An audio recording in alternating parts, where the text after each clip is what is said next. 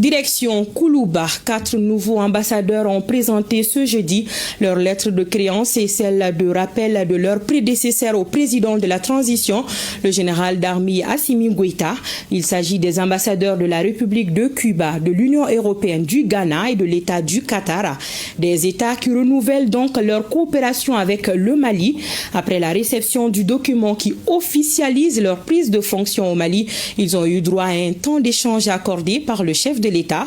Ces diplomates vont travailler au renforcement des liens de coopération entre le Mali et leurs pays respectifs. Sira Bachili nous fait le compte-rendu.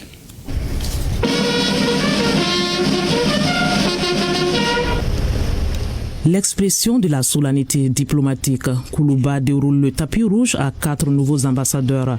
Acte d'approbation et de notification de prise de fonction pour ces diplomates accrédités au Mali. En première ligne pour recevoir les honneurs, la République de Cuba. Son Excellence, Madame l'ambassadeur de la République de Cuba. Et c'est une jeune diplomate de 39 ans qui tient les rênes de la politique extérieure cubaine au Mali. Viviana Hernandez Fonseca, professeure de la langue anglaise à la base au lycée, elle se spécialise par la suite en relations internationales et celles économiques spécifiquement, la diplomatie préventive et la consolidation de la paix. Elle était précédemment chargée d'affaires à l'ambassade de Cuba ici au Mali. Avec 13 ans d'expérience, Viviana Hernandez Fonseca a gravi les échelons. Attachée diplomatique, puis 3e, 2e et 1er secrétaire dans les différentes directions du département des affaires étrangères de la République de Cuba. Elle a également servi en Bolivie.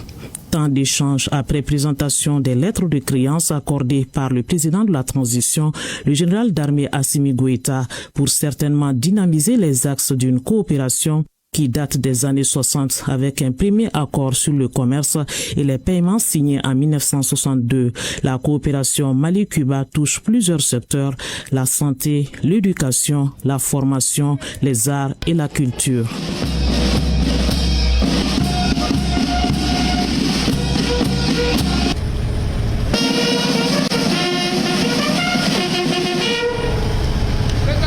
Coopération renouvelée également avec l'Union européenne et celui qui s'en occupe désormais est Alberto Cerezo.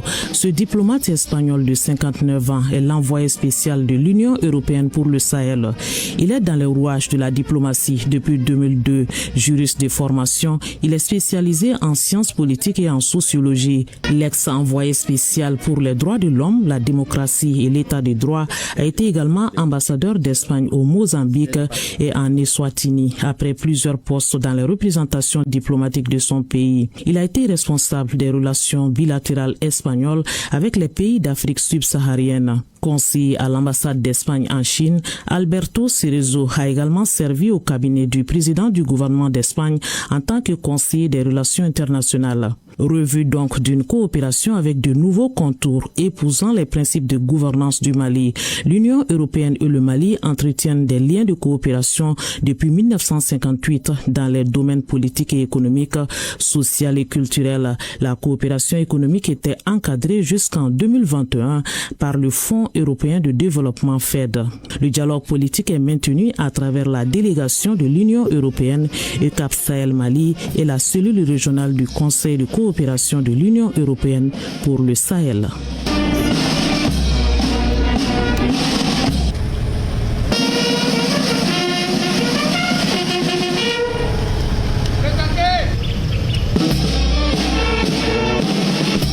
L'envoyé du Ghana au Mali est le lieutenant-colonel Al-Hadi Oumarou Sando Ahmed, ambassadeur extraordinaire et plénipotentiaire.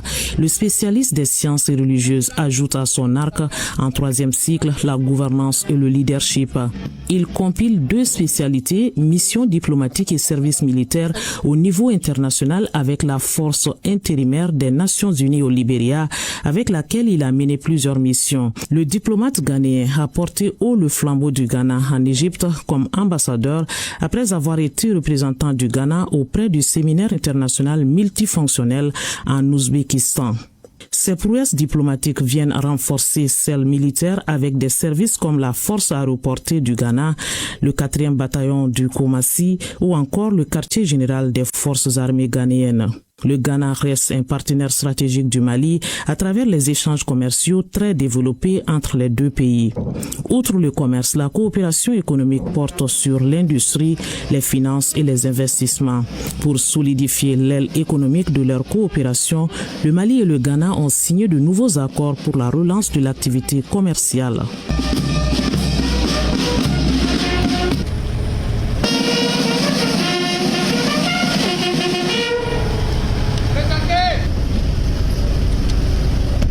Le Qatar boucle la Syrie. Al-Souban est son nouvel ambassadeur au Mali. 45 ans, il est spécialiste en génie électrique, mais il a consacré 20 ans de sa carrière à la politique extérieure qatari au service du ministère des Affaires étrangères du Qatar. Il signe son entrée dans le monde de la diplomatie en 2005, précisément à la direction de la recherche, de l'analyse et des technologies de l'information. Ses expériences l'ont amené par la suite à l'ambassade du Qatar à Washington DC. Le chargé des affaires consulaires au département central a été appelé à Rome avant de servir à Doha où il a travaillé jusqu'à sa nomination. Le Mali est sa première escale en tant qu'ambassadeur. Après la présentation de ses lettres de créance, le président de la transition, le général d'armée Assimi Goïta, lui a accordé une entrevue. Le Mali et le Qatar ont signé plusieurs accords de coopération dans différents domaines. Nous pouvons en citer la convention de partenariat entre le ministère de l'Emploi et de la formation professionnelle de la République du Mali et le Fonds de développement du Qatar pour le financement du projet d'appui à l'enseignement fondamental. 4 cadres de coopération revus et revitalisés avec des programmes spécifiques de développement, signe d'un remake de partenariat dans une logique de diversification. Et le gouvernement poursuit sa dynamique de maillage du territoire. Le ministre des